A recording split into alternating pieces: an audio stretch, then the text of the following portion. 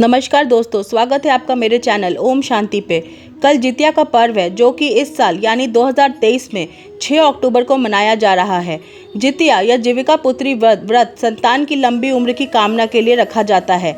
यह कठिन व्रतों में से एक है। दोस्तों, ऐसा माना जाता है कि बिना आरती और व्रत के कोई भी व्रत अधूरा है। इसीलिए आज मैं आपको जितिया व्रत से जुड़ी 3 प्रसिद्ध कथाएं सुनाने वाली हूँ। तो चलिए शुरू करते हैं। जो पहली कथा है वो है जिममुतवाहन गंधर्व के बुद्धिमान राजा की। इस कथा के अनुसार जिममुतवाहन गंधर्व के बुद्धिमान राजा थे।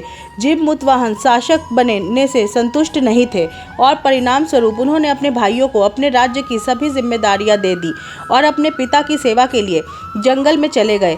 एक दिन जंगल में भटकते हुए उन्हें एक बूढ़ी औरत विलाप करती हुई मिली।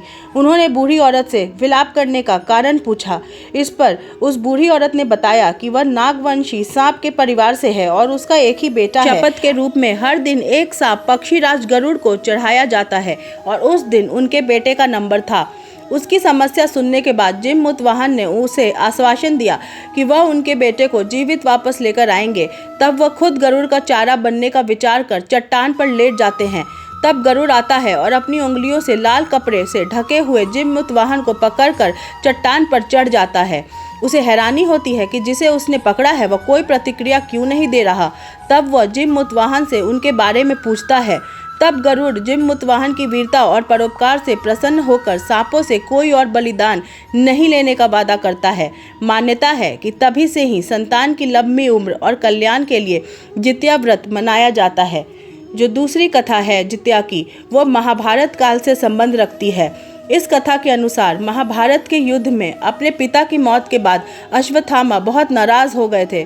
अश्वत्थामा के हृदय में बदले की भावना भड़क रही थी। इसी के चलते वह पांडवों के शिविर में घुस गए। शिविर के अंदर 5 लोग सो रहे थे। अश्वत्थामा ने उन्हें पांडव समझकर मार डाला।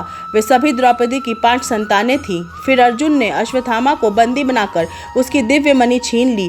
अश्वत्थामा ने बदला लेने के लिए अभिमन्यु की पत्नी उत्तरा के गर्भ में पल रहे बच्चे को गर्भ में ही नष्ट कर दिया। ऐसे में भगवान श्री कृष्ण ने सभी पुण्यों का फल उत्तरा की अजन्मी संतान को देकर उसको गर्भ में फिर से जीवित कर दिया। गर्भ में मरकर जीवित होने के कारण उस बच्चे का नाम जीविका पुत्री पड़ा। तब से ही संतान की लंबी उम्र और मंगल के लिए जितिया व्रत किया जाने लगा। जो तीसरी कथा है वो एक पौराणिक कथा है।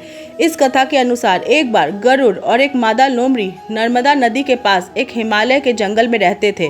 दोनों ने कुछ महिलाओं को पूजा करते और उपवास करते देखा और खुद भी इसे देखने की कामना की। उनके उपवास के दौरान लोमड़ी भूख के कारण बेहोश हो गई और चुपके से भोजन कर लिया। दूसरी ओर चील ने पूरे समर्पण के साथ व्रत का पालन किया और उसे पूरा किया। परिणाम स्वरूप लोमड़ी से पैदा हुआ सभी बच्चा कुछ ही दिनों के बाद मर गया और चील की संतान लंबी आयु के लिए धन्य हो गई। तब से जितिया व्रत को मनाया जाता है। दोस्तों, ऐसे तो जितिया व्रत से जुड़ी बहुत सारी पौराणिक कथाएं हैं, बस सबसे प्रसिद्ध ये तीनों कथाएं हैं। व्रत के बाद ये कथा आप ज़रूर सुने, इसी से आपकी पूजा संपन्न होगी। धन्यवाद। इस व्रत को महिलाएं अपने संतान की दीर्घायु और संतान प्राप्ति के लिए निर्जला व्रत रखती हैं। इस पर्व को करने से परिवार में भी सुख समृद्धि का आगमन होता है। यह व्रत मुख्य रूप से यूपी, बिहार और झारखंड में मनाया जाता है। धन्यवाद।